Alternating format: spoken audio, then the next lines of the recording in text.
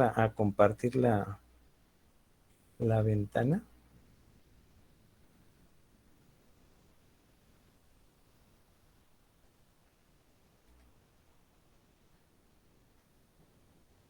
A ver si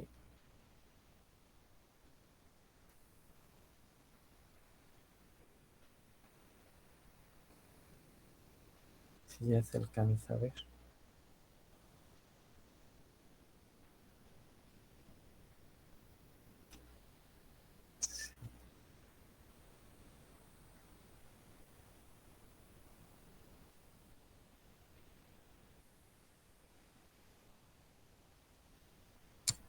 Okay.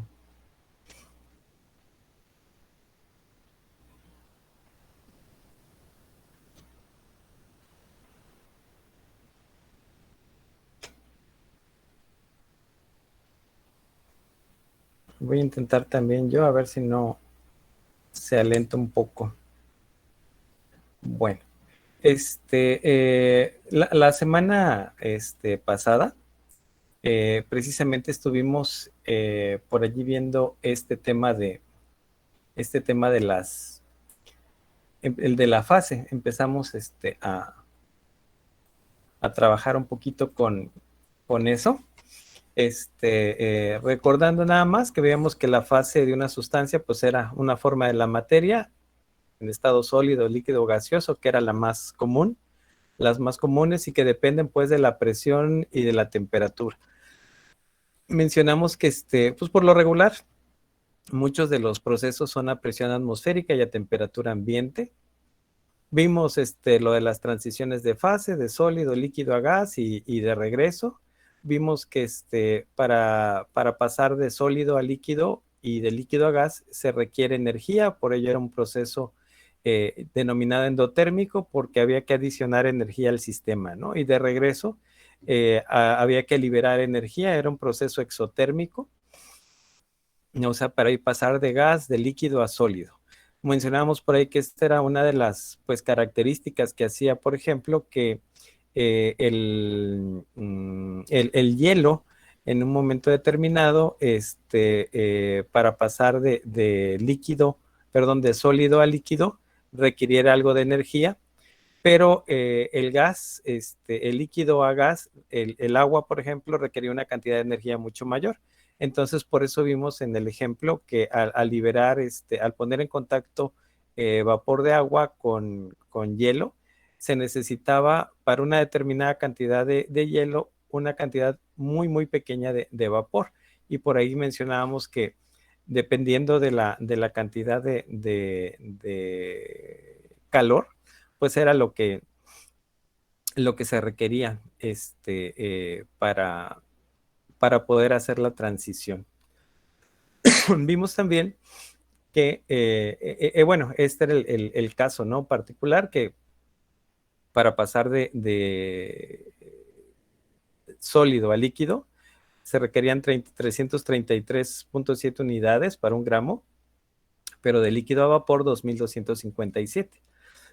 Entonces el vapor absorbe una mayor cantidad de energía, ¿no? De calor. Mencionamos también que en esos mismos diagramas había una manera de denominarle al estado de las fases. Entonces la primera sí era líquida, o sea, primero era sólida, de la sólida pasaba a la líquida. De líquida, a medida que iba incrementándose su temperatura, se hablaba de un líquido comprimido. Cuando llegaba a la temperatura de ebullición, se decía que se alcanzaba el líquido saturado. O sea, llegaba al punto de saturación, se le llama así, y a partir de allí empezaba a sucederse una mezcla en la cual pues había una mayor cantidad de líquido y menor cantidad de vapor. Pero a medida que se iba incrementando el calor que se le adicionaba al sistema, pues este líquido empezaba a evaporarse, entonces iba a haber mayor cantidad de vapor y menor cantidad de líquido, en este caso, de líquido saturado. Pero todo este trayecto había una combinación de líquido saturado y también de vapor en saturación. Pero cuando llegaba ya totalmente a evaporarse todo el líquido, pues entonces dejaba de haber líquido y quedaba solamente vapor saturado.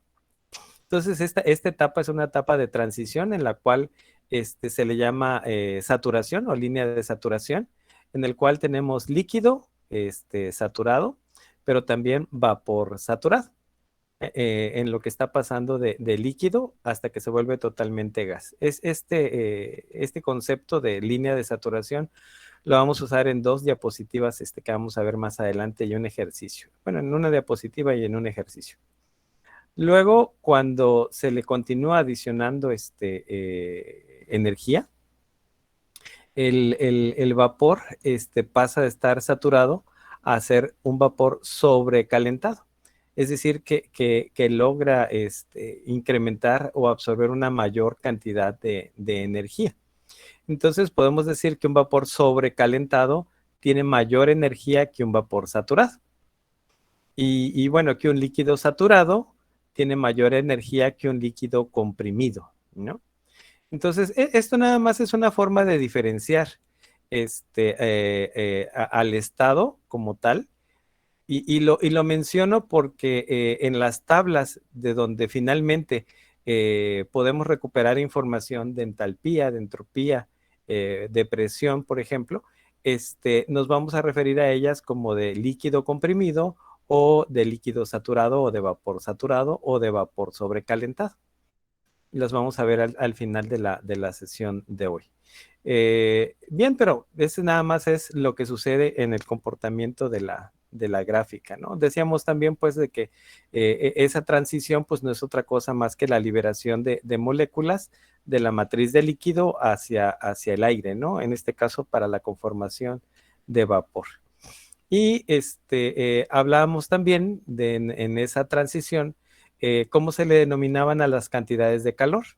Y en ese caso, la cantidad de calor que se requiere para pasar de sólido a líquido, pues se llama calor de fusión. En ese momento o en esa transición, pues hay una combinación de líquido y sólido o de sólido y líquido. Pero lo mismo sucede después cuando llegamos a la temperatura de ebullición del líquido y empezamos a asignarle calor, y ese calor, para hacerlo pasar de líquido a gas, pues, se le llama calor de vaporización. Tenemos calor de fusión, calor de vaporización. Y en ese intervalo, pues hay precisamente una combinación de líquido y vapor. Y ya más allá, si seguimos adicionando calor, pues bueno, ya el vapor que estaba en saturación acá se vuelve sobrecalentado, como lo vimos anteriormente, ¿no? Entonces, no es más que una denominación o para identificar cuáles son las etapas, cuáles son los cambios de fase, cómo se le denomina a la sustancia en cada una de esas etapas, que la vimos anteriormente, y a los calores que son requeridos para hacer las transiciones, pues cómo se le denomina, ¿no? El calor que se usa para cambiar de líquido, de fase líquida a fase sólida, es el de fusión, y el de fase líquida a fase gaseosa de vaporización. Mencionamos ayer también que la forma de calcular estos calores, pues estaba de alguna manera ya estandarizada, porque se habían obtenido los calores requeridos para las transiciones de fase. Pues recordemos que estamos aquí en la etapa en la unidad de equilibrios de fase, ¿no? Y en este caso, recordemos que en la transición de fase no hay cambio de temperatura. De sólido a líquido se mantiene a 0 grados, el agua, por ejemplo, y de líquido a gas se mantiene a 100 grados. No hay cambio de temperatura. Entonces, no podemos calcular el calor por diferencia de temperatura, como le habíamos hecho anteriormente, cuando sí había variación. Es decir, cuando estábamos en las etapas intermedias, ¿no? Por lo tanto, aquí vamos a requerir conocer, pues, la entalpía de fusión, por ejemplo, o la entalpía de vaporización, para poder hacer el cálculo del calor, ¿no? Obviamente toda esa entalpía, pues, va a estar por unidad de masa, y pues se referenciará ya sea la cantidad de masa expresado en kilogramos o en moles, ¿no? ahí no hay problema. Tuvimos también los calores específicos de cada uno de esas etapas. El del hielo vimos que era 2.09, el de fusión 333, el específico a 25 grados de 4.18, el de vaporización 2257 y el específico del vapor de agua 2.09. Entonces, como nos damos cuenta, el calor específico del hielo, o sea, cuando está en hielo y va a volverse líquido, es relativamente pequeño, pero el calor que se requiere para volverlo líquido al sólido de 333. A 25 grados, o sea, en la etapa de transición o de líquido comprimido que se le llamaba, es de 4.18 y la vaporización 2257. Como decíamos hace ratos, ¿no? Cuando pasa de hielo a líquido, pues hay una combinación como tal. Cuando pasa de agua a vapor, pues hay una combinación en ese proceso como tal, ¿no? Y pues finalmente el calor específico del vapor de agua 2.009, muy parecido al del hielo. Vimos un ejercicio, teníamos en este caso 100 gramos de hielo y queríamos saber cuántos gramos de vapor de agua a 100 grados centígrados y el hielo a 0 grados centígrados requeríamos para en un momento dado fundir el hielo, ¿no? Recordemos pues que ya ahorita ya vimos que el hielo ahí lo tenemos justamente en la temperatura de fusión. Y lo mismo el vapor. El vapor lo tenemos justamente en la temperatura de evaporación, ¿no? De transición de líquido a gas, ¿no? Por lo tanto, cualquier cambio de energía que sea requerido allí, pues estará referenciado en el caso del hielo a la fusión y en el caso del vapor, ya sea a la vaporización, pero como ya está en vapor, entonces sería el proceso inverso, a la condensación. Entonces, lo que el problema nos plantea es el caso de que tengamos 100 gramos de hielo y querramos volverlo líquido con vapor a 100 grados centígrados, ¿no? ¿Cuántos gramos se requeriría? El hielo, obviamente, como va a absorber calor para poderse fundir, su calor será representado de forma positiva y el vapor pues perderá calor y por lo tanto el calor perdido pues es negativo, ¿no? Del sistema de vapor. Y lo que hicimos pues fue hacer la igualación y aplicando la ecuación anterior, manejamos la masa con la entalpía de condensación para el vapor de agua y la masa por la entalpía de fusión para el hielo. Ya los datos ya los teníamos y encontramos que la cantidad de vapor, de masa de vapor fue de 14.79. En ese caso, 14.79 gramos de vapor de agua contra 100 gramos de requeridos, en este caso de hielo. Entonces aquí era la pregunta, ¿no? ¿Por qué 14.78 gramos de vapor tan pequeño, o sea, casi 15 gramos, se requieren para fundir 100 gramos de hielo? O sea, la cantidad que es requerida es muy pequeña, 15, para los 100 que se requieren acá. Si es la misma cantidad, es la misma sustancia, no es agua.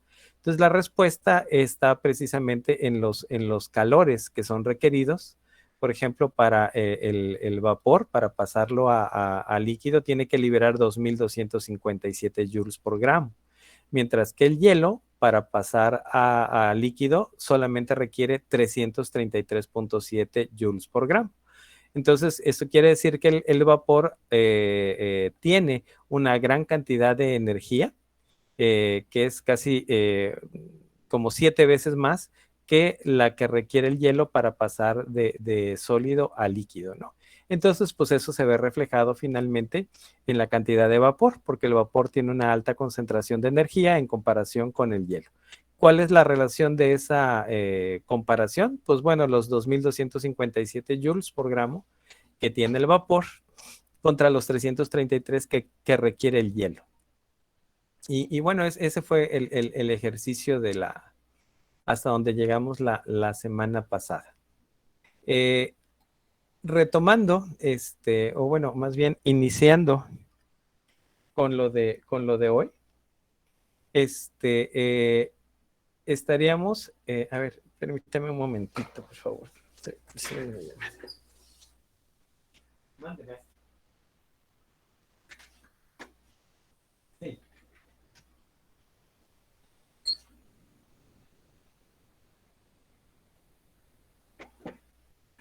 Ajá.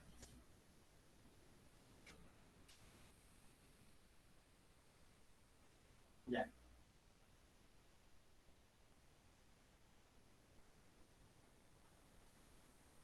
Sí, el temario, sí.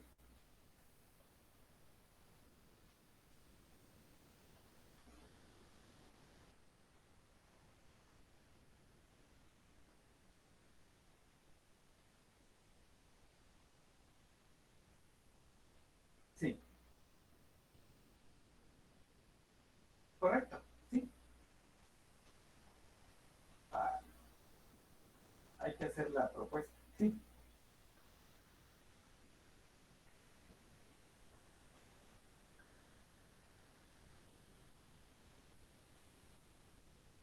correcto.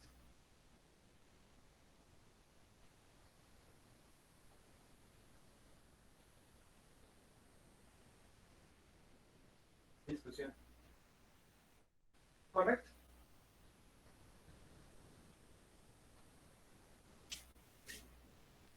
Muy bien.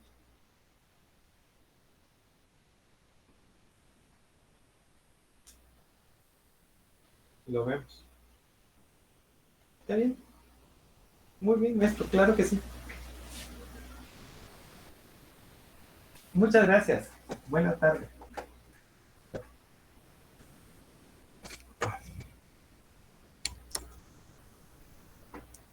Perdón, era de ahí mismo de la universidad. Este, correcto. Entonces, pues bueno, ya iniciaríamos la continuidad de lo de la vez anterior.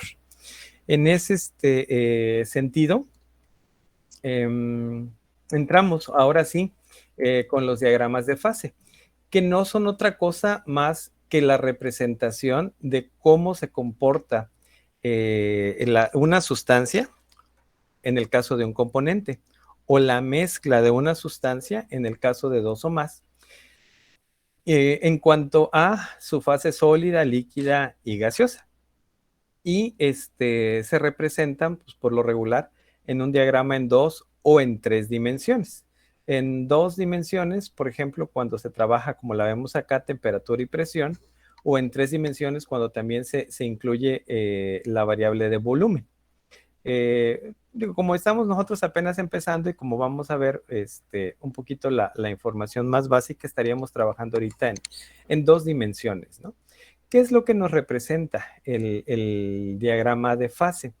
Pues nos representa la manera en que se relacionan dos variables, por ejemplo, en este caso temperatura y presión, y la gráfica o las líneas que vienen en el diagrama nos indican qué sucede con la sustancia, con las fases de esa sustancia bajo esas condiciones.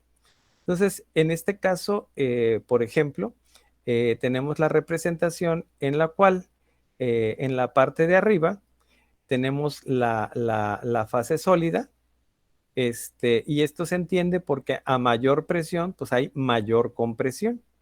A menor presión, pues hay menor compresión y es más probable que encontremos a una sustancia en una fase gaseosa, por ejemplo, ¿no? Por otro lado, también a una temperatura menor, pues como el hielo, ¿no? Tiende a estar un poco más en fase sólida, como lo vemos en esta parte. Pero a temperaturas mayores, el sólido pasa a la fase líquida o incluso a la fase gaseosa o más allá, como lo vamos a ver ahorita en este otro punto, ¿no? Que se denomina punto crítico. O bien hay un punto en el cual podemos tener las tres fases, la sólida, la líquida y la de gas. Esto, pues bueno, lo entendimos, por decirlo así, ya después de hacer una serie de experimentos entre una sustancia, colocándola a diferentes condiciones de temperatura y de presión. Y en ese sentido, pues se fue o se va identificando la característica de la sustancia. Vamos a ver, por ejemplo, que esta parte de cómo, de en qué estado de sustancia, en qué estado o en qué fase la sustancia se encuentra, es de importancia para nosotros porque la utilidad puede ir en varios sentidos. Por ejemplo, cuando queremos trabajar con mezclas de algunas sustancias y separarlas, por lo regular se trabaja un poco con la diferencia de sus puntos de ebullición. Entonces, por ejemplo, cuando tenemos una mezcla por allí de agua y alcohol, a través de un análisis de diagramas como pero ya en dos sustancias, se puede ir analizando la posibilidad de su separación. Y pues ahí es como llegamos a tener el alcohol de 96 que decimos, ¿no?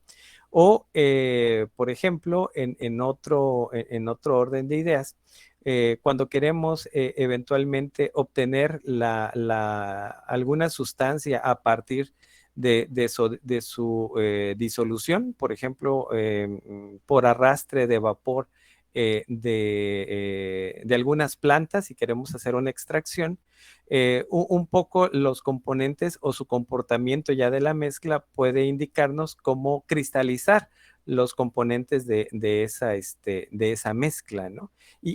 Por ejemplo, la obtención del azúcar, ya en la parte también de cristalización, pues es otro de los aspectos en los cuales se considera la combinación de presión-temperatura para poder ir en un momento dado finalmente obtener un producto como el azúcar que surge de un líquido disuelto pues en la caña, la caña de azúcar, que pues cuando la extraemos en el jugo, pues ahí viene, ¿no?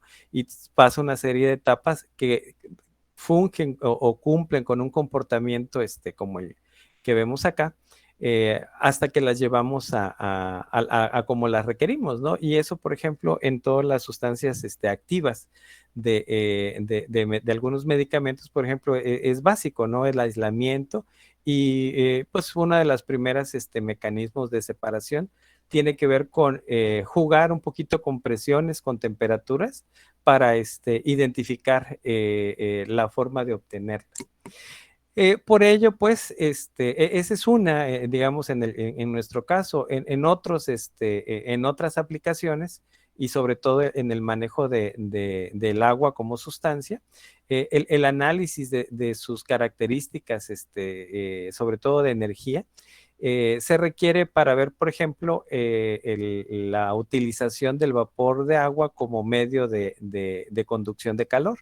Por ejemplo, para los autoclaves que a veces requerimos en el laboratorio, pues tenemos en un momento dado que analizar a qué presión y a qué temperatura podemos llegar sin que pase al estado de vapor el agua ahí en el interior. Nosotros por allí podemos averiguar un poco que para que cese la actividad de microorganismos, pues tenemos que ir más allá de los 100 grados. Pero pues sabemos que arriba de los 100 grados, pues el agua se vuelve vapor y ya no tendríamos, pues bueno, la posibilidad de hacerlo. Entonces entra el tema de las autoclaves, en los cuales ustedes ya los han de conocer por allí, se cierran y se incrementa su temperatura. La temperatura sube más allá de los 100 grados, pero por la presión tan alta que hay en el interior, se sigue manteniendo en fase líquida, ¿no? O en fase parcial de vapor, coexistiendo por ahí líquido y vapor, que de otra manera, si fuera solamente así, en condiciones normales o estándar, pues arriba de los 100 grados, pues ya no nos quedaría líquido, todo se volvería vapor, ¿no? Entonces, estos diagramas, sus aplicaciones son muy, muy diversas. Claro, en la materia lo único que nos es requerido es conocer, pues, qué nos representan y pues por ahí dentro de las actividades va a estar la investigación de una aplicación en alguna situación específica, ¿no? Bien, entonces, regresando aquí al diagrama, pues lo que nos representa es de que esta línea de acá abajo, nos interactúa lo que es la fase sólida, toda esta sección de acá, toda esta zona de acá, con la fase gaseosa, toda esta zona de acá. Entonces, esta línea que tenemos aquí nos dice que bajo estas condiciones, las que están en la línea de temperatura y presión, hay una coexistencia de la fase sólida con la fase gaseosa. El caso, por ejemplo, que hemos visto de repente con el yodo, por ahí lo hemos de haber visto en bachillerato, por ejemplo, que el yodo de repente puede pasar directamente de sólido a vapor o a gas, ¿no? Y bueno, esto, si fuera el caso, este diagrama nos indicaría que en este rango de temperatura, desde aquí hasta acá, coexiste con estas presiones de aquí para acá, el sólido con el gas, ¿no? Naturalmente que si nos posicionamos aquí arriba, o sea, a esta temperatura y a esta presión, que nos daría X y Y, pues ya estaríamos hablando que estamos en fase sólida, ¿no? Fundamentalmente.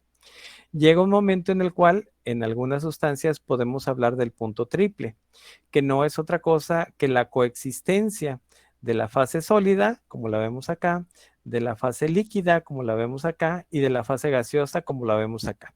En una diapositiva más adelante vamos a ver un ejemplo. Después de este punto triple, pasamos al punto de saturación, como lo habíamos comentado anteriormente, ¿no? Por ejemplo, en el cual hay una fase gaseosa coexistiendo con una fase líquida, por ejemplo, ¿no?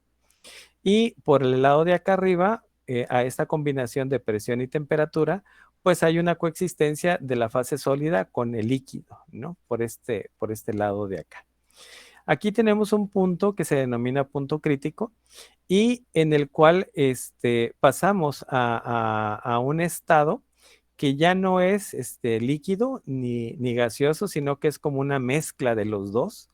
Y pues podemos darnos cuenta que es cuando se da una temperatura alta o elevada y también una presión también muy alta o elevada. En este caso, si seguimos en el rango de presiones en esta parte, pero seguimos incrementando la temperatura, lo que va a suceder es que vamos a tener vapor sobrecalentado. Si estuviéramos hablando, por ejemplo, de agua, ¿no? Entonces, un diagrama de fases no es otra cosa más que una representación. Y pues bueno, va a haber una de las actividades que tenemos por ahí para esta unidad que va a ser comparar dos diagramas de fases, ¿no? Y bueno, en base a estos puntos que vemos acá. Entonces, ¿qué son los diagramas de fase? Una representación gráfica de las fases estables de una sustancia según condiciones de presión, temperatura y volumen, ¿no? Entonces, ya sabemos que en esta área que tenemos acá, estamos hablando de la fase gaseosa, esta que tenemos aquí. La que tenemos entre esta línea y esta otra, estamos hablando de fase líquida, y esta de acá, fase sólida, ¿no? Entonces, un diagrama de fase, ¿qué es? Pues bueno, la representación del equilibrio entre esas fases. Fase gaseosa y sólida, fase gaseosa y líquida, fase líquida y sólida, y el punto triple en donde coexisten las tres fases, ¿no? Bien, esto es pues la representación o lo que nos indica un diagrama de fase. Aquí vemos, por ejemplo, les decía hace un momento, el caso y la interacción del punto triple del agua. Y esta es otra característica especial de las sustancias, que bueno, por lo regular el punto triple solamente existe una condición, o sea, un punto en donde hay una condición de presión y temperatura en donde se da. Por aquí nos va a servir más adelante también una reglita que se llama regla de las fases, en las cuales, de acuerdo a las fases, por ejemplo, en este caso, tenemos tres fases porque aquí en el punto triple está el hielo, el agua y el vapor. Y los componentes, un componente nada más, con esa fórmula vamos a ver cuántos datos requeriríamos para especificar esta fase, ¿no? Vamos a ver con la fórmula que el punto triple, pues no requerimos datos porque nada más hay una combinación de valores de las condiciones en la cual se presenta. Pero nos lo va a dar la ecuación, ¿no? La fórmula. Entonces aquí está el punto en donde se alcanza el punto triple, o sea, prácticamente casi a 0 grados centígrados. Y a presión, aquí sí, a presión casi de vacío, 0.0060 atmósferas, ¿no? Entonces estamos hablando de un vacío por aquí, una atmósfera es hasta acá, nuestras condiciones normales, y la temperatura en grados centígrados casi a cero. Como vemos en esta línea roja, en condiciones normales que son de una atmósfera, no encontramos ese punto triple como tal, sino lo encontramos como hielo, transición de agua o transición a vapor, ¿no? Por la presión en la cual se encuentra. Pero el equilibrio entre fases sí lo podemos encontrar en esta representación, como sería en este caso, 0.006 atmósferas, o sea, casi a vacío, y por otro lado, 0.01 grados, ¿no? O sea, casi a cero grados, un poquito arriba de 0 grados. Y para eso, bueno, nos va a servir. Con estos datos, eventualmente, si siguiéramos haciendo nuestros cálculos manuales, podríamos encontrar las entalpías y las entropías que nos requerirían para los cálculos como los que hicimos hace un momento o en la sesión anterior de transferencia de calor. Transferencia de calor de hielo a vapor, como lo vimos hace un momento, o de agua a hielo o de agua a vapor, ¿no? En un diagrama, de ahí podríamos recuperar la información. También para eso nos puede servir la representación.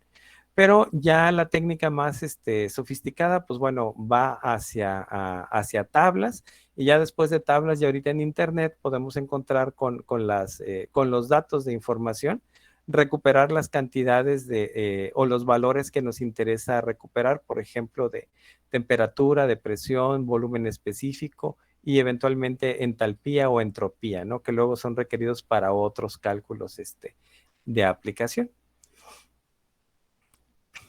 Esta va a ser la actividad que ya está en la plataforma y que va a quedar de realización.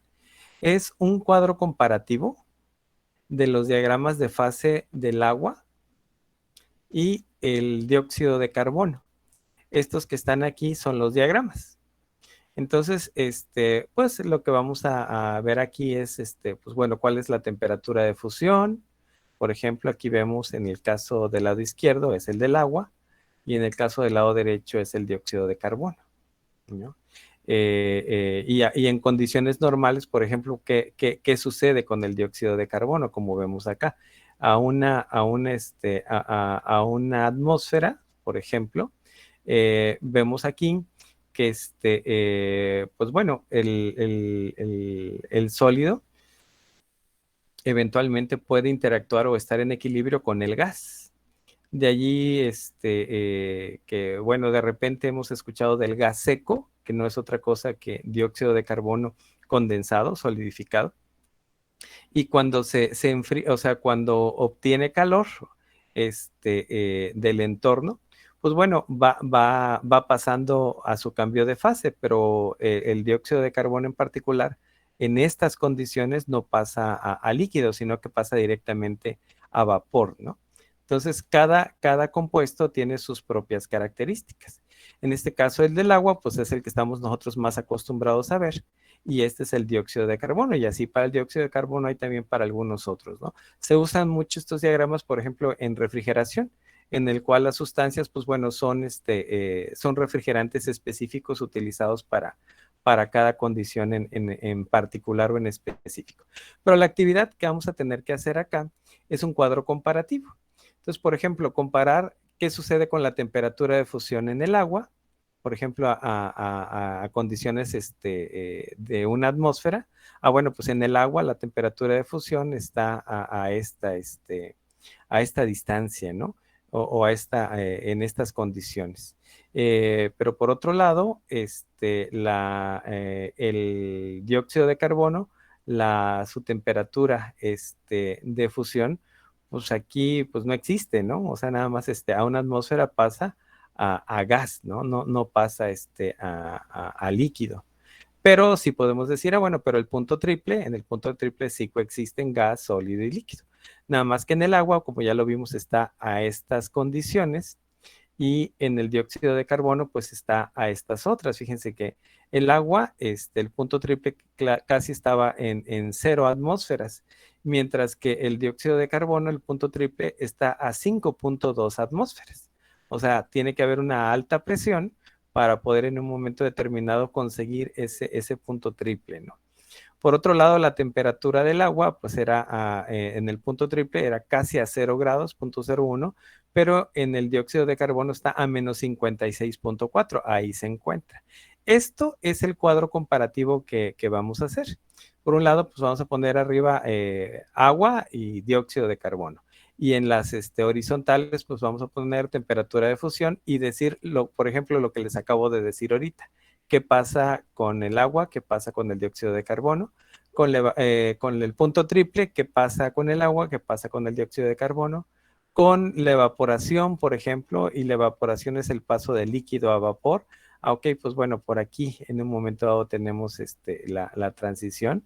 Y bueno, en este caso aquí, ¿cuáles son los rangos, por ejemplo, de temperaturas y de presiones, ¿no? Por ejemplo, aquí, el punto crítico se alcanza a 31 grados, ¿no? Y entonces prácticamente en una atmósfera, en condiciones normales, pues lo vamos a encontrar el dióxido de carbono gaseoso, no lo vamos a encontrar líquido ni sólido, ¿no? Sino directamente gaseoso.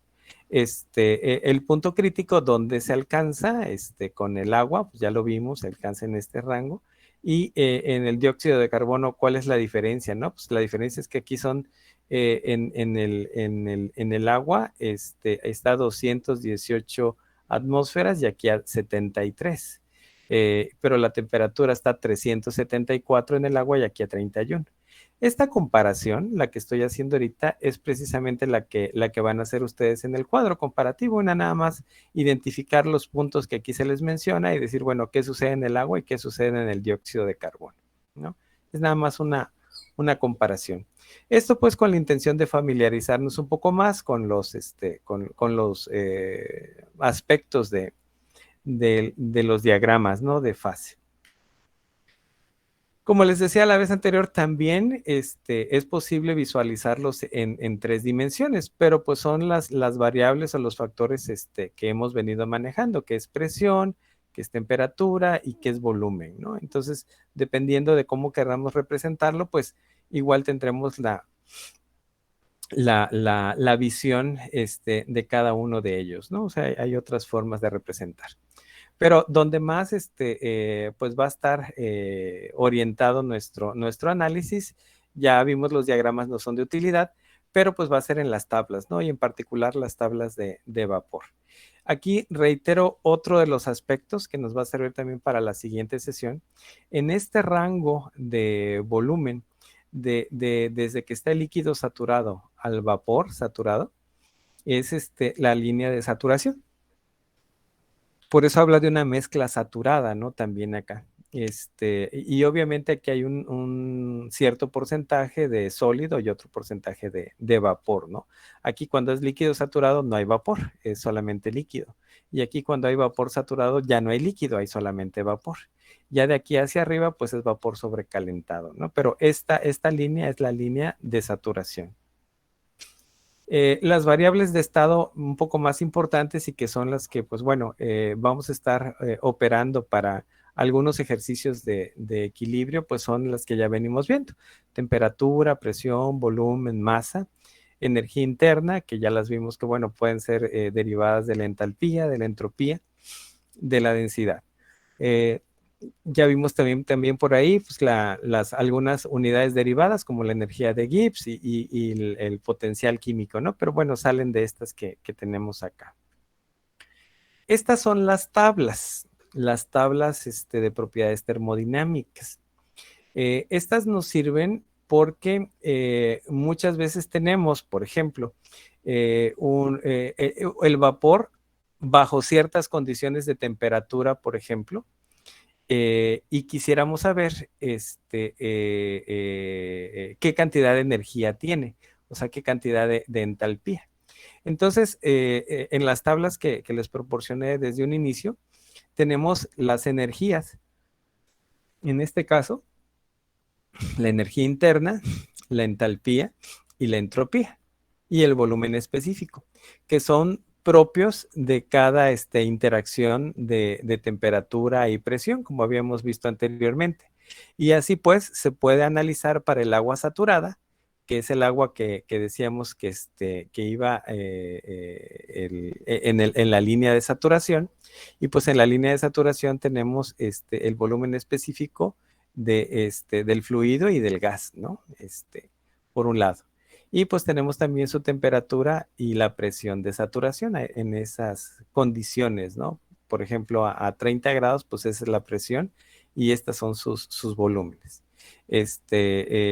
También tenemos las mismas tablas, en este caso es la A5, pero que en lugar de temperatura, el referente es la presión. Es decir, quiero yo encontrar a una determinada presión, cuáles son sus características, ¿no? Continuando con las tablas, para tenerlas por ahí presentes, después de la A5 viene la del vapor de agua sobrecalentado, que es el que veíamos más arriba del punto de evaporación. Y aquí encontraríamos o estaríamos encontrando igual la temperatura, el volumen específico, pero a una determinada presión con su energía interna, su entalpía y su entropía. Entonces, con estas tablas podemos en un momento dado encontrar las propiedades, por ejemplo, del vapor de agua, o en la A7 tenemos del agua líquida comprimida, como veíamos al inicio, ¿no? Cuando está de 0 a 100 grados, ¿no? Claro que cuando uno cambia condiciones de presión, pues bueno, pueden cambiar también las condiciones de temperatura. Pero estas tablas lo que nos dan es básicamente la información de las propiedades básicas, como les decía, las propiedades de entalpía, de energía interna, entalpía y entropía, que son las que por lo regular vamos a requerir para algunos de los ejercicios que veríamos. Y el hielo saturado, que bueno, también tiene su propia tabla, ¿no? Con sus temperaturas y con su cantidad de entalpía, su cantidad de entropía. Y aquí se me pasa la energía interna. Bien, ahorita vamos a ver enseguida un ejercicio así muy rapidito de la aplicación de esto. Nada más antes vamos a destacar por ahí el tema de la definición de un componente. ¿Qué es un componente? Ya vimos las fases, ahora los componentes. Bueno, simplemente uno que se distingue de otro por su naturaleza de sustancia química. Y el caso que tenemos aquí es de etanol, o sea, el alcohol normal con el agua, ¿no? Un componente en este caso pues es el alcohol, otro componente pues es el agua. ¿En qué proporción? Pues varía. Por ejemplo, el alcohol etílico es casi la mayor parte alcohol. Por eso también sus características de ebullición a 96 grados. O, por ejemplo, en un aguardiente, pues sigue siendo, en este caso licor de caña, sigue siendo combinación de alcohol con agua, pero en este caso es 24% nada más la cantidad de alcohol con respecto al agua, ¿no? O al líquido que acompaña en este caso al licor. Ese es un componente, pero cada componente se distingue del otro por su naturaleza de sustancia química diferente, ¿no? Por ejemplo, si fuera el caso de agua y vapor, pues es el mismo componente porque su sustancia química sigue siendo H2O. ¿No? Bien, aquí entonces venimos con el tema de la regla de las fases. ¿Qué nos dice la regla de las fases? Que si queremos encontrar las características de un sistema, lo que tenemos que definir es cuántas fases tenemos. En este caso, el concepto de las fases es el de P. ¿Cuántos componentes tenemos? En este caso, el de C. Y nos va a dar los que son llamados grados de libertad, que son, dicho en otras palabras, las variables o propiedades necesarias para describirlo. Vamos a ver ahorita el caso, ya aplicando el ejercicio, de cuántas variables se requieren para describir, por ejemplo, el punto crítico. No, el punto triple, por ejemplo, ¿no? Entonces, esta regla lo único que tenemos que ver es cuántos componentes hay. En un sistema de un solo componente, por ejemplo, el de vapor de agua que hemos visto, o el de dióxido de carbono, que solamente tiene uno, pues se va a valer uno. Y lo que tenemos que identificar es cuántas fases vamos a tener en interacción. Si es una líquida, una sólida, una gaseosa, pues entonces tenemos 3 fases, ¿no? Y ya es esta resta, ¿no? Condición que no haya sistemas de reacción y que, bueno, estén en equilibrio, ¿no? Como lo hemos estado indicando. Pasamos entonces a ver el ejemplo. ¿Cuántas variables son necesarias para calcular el punto triple de una sustancia? El punto triple, bueno, vemos pues que el componente es 1, es una sustancia, pero ¿cuántas fases tenemos? Ah, bueno, triple es 3 fases, sólido, líquido y gas. Entonces P va a valer 3 y C va a valer 1. Sustituyendo en la regla, nos vamos a encontrar que nos va a dar 0, el número de variables que necesitamos. Ah, ok, 0, pero ¿eso qué quiere decir? Bueno, que este punto triple es fijo y que no cambia, ¿no? Entonces no necesitas variables para saber cuál es, simplemente ya está, ¿no? Ya está definido por la naturaleza y nada más tenemos que identificarlo, ¿no? O sea, no se necesita ninguna variable para caracterizar. Esto quiere decir que en nuestra gráfica, en nuestro diagrama, por ejemplo aquí, hay solamente una combinación de presión y temperatura en la cual se presenta el punto triple. Entonces ni siquiera necesitamos saber a qué presión o temperatura está, simplemente ya está definida, ¿no? Y la regla de las fases eso nos da. ¿Sabes qué? Pues el punto triple es una sustancia, son 3 fases, pues no necesitas variables, solamente hay uno, ¿no? Y eso es lo que nos quiere decir la ecuación, el resultado, ¿no? 0. Ahora, para calcular el estado de saturación, como veíamos hace ratos, ¿no? Cuando está entre la fase líquida y la fase gaseosa. Bueno, ¿cuántos componentes? Digamos 1. ¿Y cuántas fases? Pues 2, porque en la de saturación, como vimos hace rato, si lo repetimos, solamente interactúa líquido y gas. Entonces sustituimos, en el componente es 1, las fases son 2 y el resultado es 1. ¿Qué nos dice? Que solamente se necesita una propiedad para caracterizarlo. Y pues lo vemos de nuestra gráfica. En nuestra gráfica, la línea de transición es la línea de saturación, pues es esta, entre líquido y gaseoso. Con que definamos temperatura, ya sabemos que hay específicamente una presión en la cual va a haber esta interacción, ¿no? O sea, definimos una temperatura y en automático queda determinada la presión. Entonces solamente se necesita una variable para describir el sistema. ¿Cómo describimos el sistema? Pues nombrando sus características o sus variables. En este caso, presión y temperatura. Pero si no las tengo, solamente necesito una, ya sea presión o temperatura, porque ya está establecida que esta línea de saturación solamente puede encontrarse en este espacio, ¿no? Entonces, jalaríamos, si definimos la temperatura, en automático queda definida la presión, solamente una propiedad. Y trataríamos ahorita de hacer un ejemplo, ahora ya utilizando las tablas. Entonces, el ejemplo nos dice que consideremos 6 kilogramos de agua se coloca en un volumen encerrado que mide 3.78 metros cúbicos, ¿no? O sea, 6 kilos, ya sabemos, son 6 litros, casi, en 3.780 litros, ¿no? de volumen. Si se empieza a agregar calor hasta que la temperatura llega a 150 grados, encuentra en tablas las propiedades termodinámicas de presión, entalpía y entropía a esas condiciones, o sea, ya una vez llegado a 150. Entonces tenemos la condición aquí que el estado final debe de estar a 150. Necesitaríamos en un momento dado definir cuál es el volumen en particular al que se encuentra nuestra sustancia. Por ejemplo, aquí sabemos que el volumen total pues va a ser de 3.78 metros cúbicos porque es un volumen encerrado.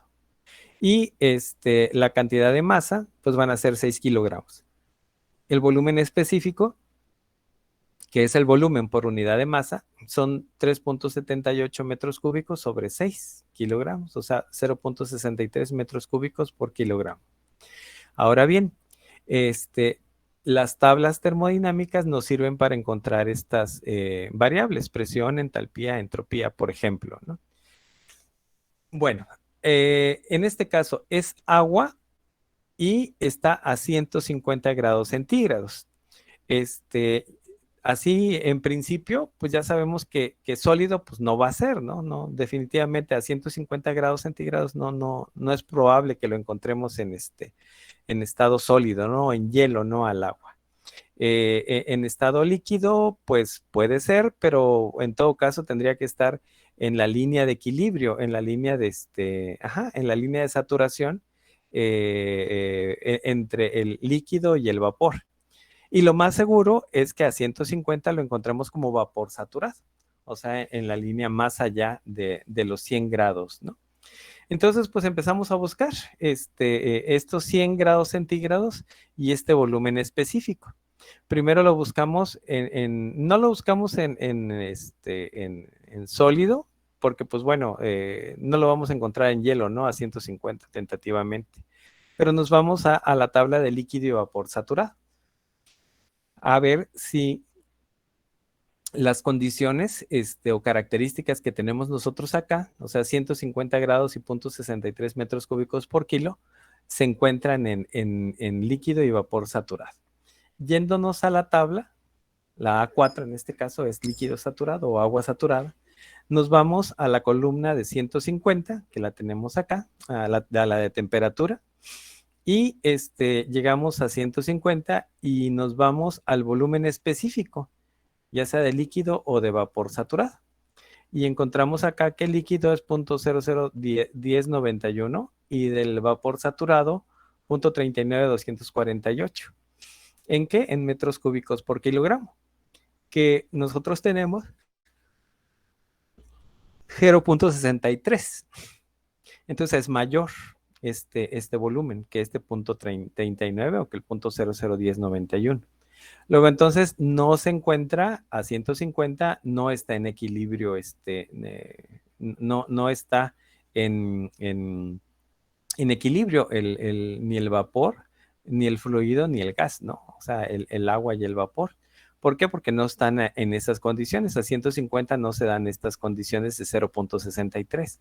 Entonces debe de estar más arriba, donde hay una mayor temperatura con vapor saturado. Perdón, en vapor sobrecalentado. El vapor saturado es en estas columnas, ¿no? Yéndonos entonces a la tabla de vapor sobrecalentado, empezamos a buscar. Donde tenemos 150 grados de temperatura y donde tenemos nuestra volumen específico, metros cúbicos sobre kilogramo, en 0.63 o lo más cercano, ¿no? A 0.63. Entonces aquí es 150, pues no, 19. Aquí cuando tiene una presión de 0.01 megapascales. Siguiendo aquí en 150, 3.88 tampoco, 1.93 tampoco, 150 a 0.95 tampoco, pero a 150 y a 0.3 megapascales tenemos 0.63, que es precisamente el volumen específico que traíamos, ¿no? Que indicamos que, bueno, ese de 0.63 es donde va a estar el agua con la temperatura de 150 grados, ¿no? Entonces, lo que nos pedía encontrar era la presión. Aquí voy a corregir, no es A, es B, ¿no? Entalpía. Y la presión entonces a 0.63, con un volumen de metros cúbicos por kilogramo es 0.3 megapascales. O sea, 0.3, 3, perdón, 3000, no, 300 pascales y 3 bares, ¿no? Que es lo que tendríamos en un momento dado acá.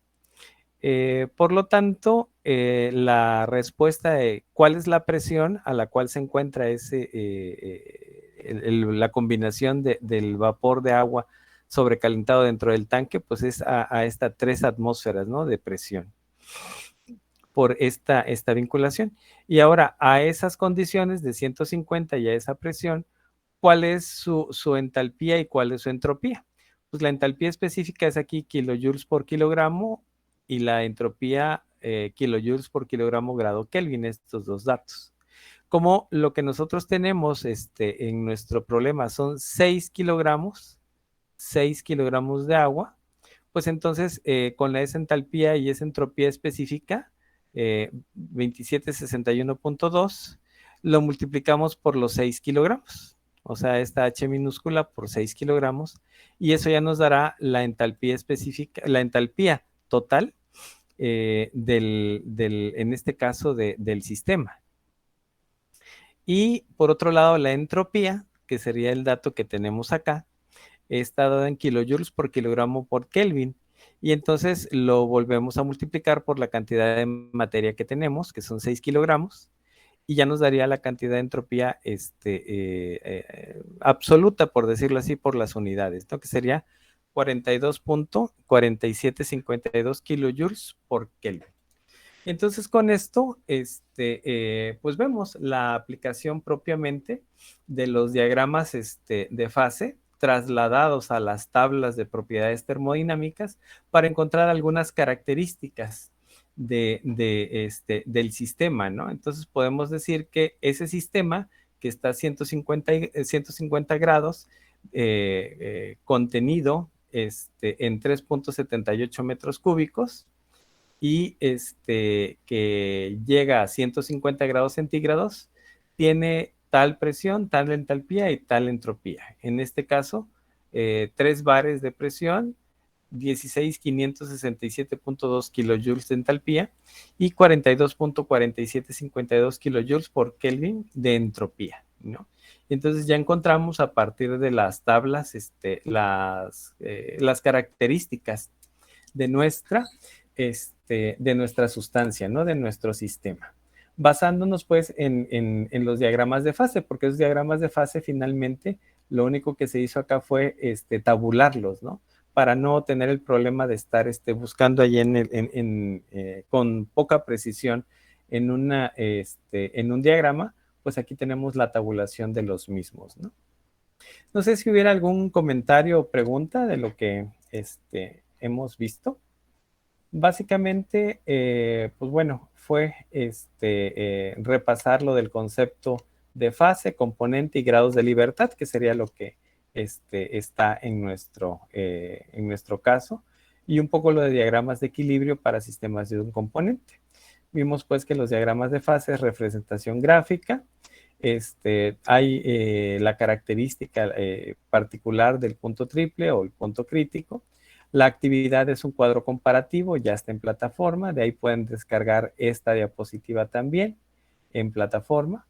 Las variables de estado más importantes que requerimos, que todas esas variables están reportadas en tablas, que originalmente, bueno, fueron diagramas de fase y ahora ya son tablas.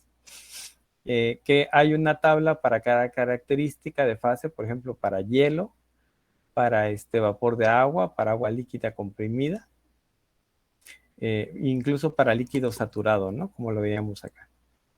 Y que los componentes, o sea, son las sustancias que integran un sistema. Hasta ahorita, pues solamente hemos tratado de ver de un componente y sus diagramas correspondientes de acuerdo a las reglas de las fases. Lo que resta de la unidad, terminaremos de ver otros conceptos y también veremos por allí un componente, un sistema de más de un componente, ¿no? Vimos el día de hoy entonces un ejemplo de cómo encontrar las propiedades del sistema, en particular la presión, la entalpía y la entropía, de acuerdo a sus características como tal, ¿no? En este caso eran 6 kilos de agua, 378 metros cúbicos y se le agrega calor hasta llegar a 150 grados, ¿no? Con esto podemos sacar una estimación de cuál será la cantidad de entalpía que tendría este sistema, ¿no? 16.567. Recordando pues que la entalpía pues es el calor que puede transmitirse. ¿Ok? Bien, no sé si hay alguna duda, pregunta o comentario respecto de esto. Adelante, adelante. Profe, en la última parte, ¿por qué se multiplicaba por 6 kilogramos? Ajá, en la última parte se multiplica por 6 porque en el enunciado nos habla que son 6 kilogramos de agua que se colocan en el volumen. Pero, en las tablas, los datos nos lo dan, si nos damos cuenta aquí, por unidad de masa. O sea, por ejemplo, aquí la entalpía es kilojoule por kilogramo. La entropía, kilojoule por kilogramo grado Kelvin. Entonces, para tener la entalpía, no por unidad de masa, sino la entalpía total, pues necesitamos multiplicar por la cantidad de kilogramos que tenemos en nuestro sistema. Y como nuestro sistema tiene 6 kilogramos, entonces este 2761.2 con estas unidades de kilojoule por kilogramo, al multiplicarlo por los 6 kilogramos, se eliminan los kilogramos que están aquí abajo con y pues nos queda solamente kilojoules. Por eso es que se multiplica por los 6 kilogramos, porque pues estas propiedades están dadas por unidad de masa, no son unidades absolutas. Pero para volver las unidades absolutas, así entre comillas, pues lo que tenemos que hacer es multiplicarlo por la cantidad de masa que tenga el sistema y entonces ya sabemos la cantidad total de entalpía o de entropía que puede tener el mismo. No sé si contesté adecuadamente la pregunta. Sí, profe, ¿Sí? gracias. Correcto. Bueno, entonces, con esto concluimos hoy. Ya, en mi caso, voy a detener la grabación. Veremos por allí, compararemos por ahí más adelante, con su compañero, cómo se queda mejor, ¿no? Y pues bueno, nos veríamos en la siguiente sesión, checar nada más ahí en la actividad que la que tendríamos para esta semana, pues sería un poquito la que acabamos de mencionar ahorita, ¿no? La de la comparación, el cuadro comparativo de estos dos diagramas de fase, el del agua y el del dióxido de carbono. ¿Algún otro comentario o pregunta? ¿No? Bueno, muchachos. Sí, adelante, adelante, adelante. Profe, en el ejercicio del hielo de los 100 grados centígrados de vapor de agua, ¿cómo salió el 14 punto no sé qué? No me acuerdo. Ok, ahí voy.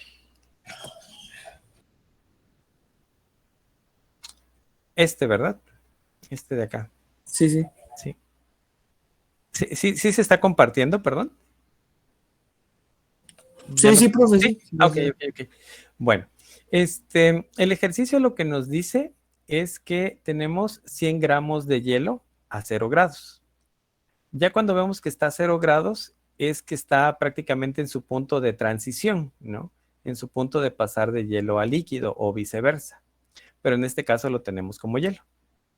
Y lo que nos pregunta es cuántos gramos de vapor de agua a 100 grados centígrados se requieren para fundir esos 100 gramos de hielo a 0 grados. O sea, es una cuestión por allí media hipotética, ¿no? Pero en esencia, lo que nos dice es que si pudiéramos poner en contacto vapor de agua a 100 grados con estos 100 gramos de hielo a 0 grados, ¿cuánto vapor se requeriría colocar para que este hielo se deshiciera? O sea, pasara de sólido a líquido. Entonces, como ya hemos comentado anteriormente, el hielo en su fase sólida, para pasar a líquido, requiere ganar energía. Por otro lado, el vapor, para pasar a líquido, o sea, ir de vapor a líquido, requiere liberar energía. Entonces aquí la liberación de energía del vapor se la va a pasar al hielo que requiere energía para pasar de sólido a líquido. Por eso es que se hace la igualación de los calores. El calor que requiere el hielo para pasar a líquido va a ser igual al calor que necesita el vapor liberar para pasar igual de vapor a líquido. Entonces, por eso es la igualación, calor de vapor y calor de hielo, ¿no? Ahora bien, el desafío pues es calcular ese calor, porque pues en la transición no hay diferencia de temperatura. Entonces nos vamos a buscar las entalpías de fusión y de condensación. De fusión del hielo es la cantidad de calor que se requiere suministrar al hielo para pasar a líquido, que como lo hemos visto anteriormente es de 333.7. Y por el lado de vapor tenemos la cantidad de vapor que gana cuando pasa de líquido a vapor, y que ahora al pasar de vapor a líquido, pues bueno, va a liberar, que es de 2257. ¿Ok?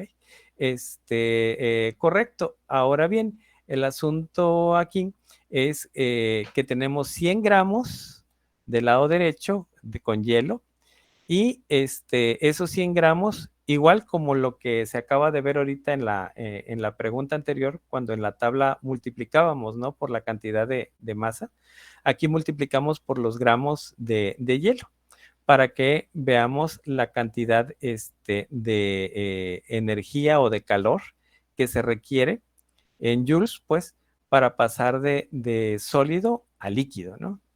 Y esa cantidad de calor que vamos a tener acá, pues, hipotéticamente va a ser la misma que vamos a requerir jalar del vapor para el hielo. Entonces, les decía yo que aquí la hipótesis o la propuesta, pues, es de que tenemos vapor y el calor, la energía del vapor, se la va a transferir al hielo para que el hielo pueda pasar de sólido a líquido. Y el vapor, pues bueno, como está a 100 grados, al transferir calor, pues va a pasar de vapor, de gas, a líquido, ¿no? Entonces, bueno, igualamos el calor que necesita el hielo para pasar a líquido con el calor que puede liberar el vapor para pasar a líquido también. Ya sabemos por la entalpía, en este caso de condensación, que el calor que se lleva al vapor es de 2257 joules por cada gramo. Y el calor que necesita el hielo es de 333.7 joules por cada gramo. Entonces, acá no sabemos qué cantidad de vapor es, porque pues esa es la incógnita, ¿no? Lo que sí sabemos es de que de este lado vamos a tener la cantidad de joules que requiere el hielo para pasar de sólido a líquido. ¿Y qué cantidad va a requerir? Pues bueno, esto 100 multiplicado por los 333.7, que pues hace recorrer dos cifras decimales el punto, y nos quedaría esta multiplicación del lado derecho, nos daría 33.370 joules como tal, aquí en esta parte. Y esos 33.370, que es esta multiplicación, lo tenemos que dividir entre estos 2.257.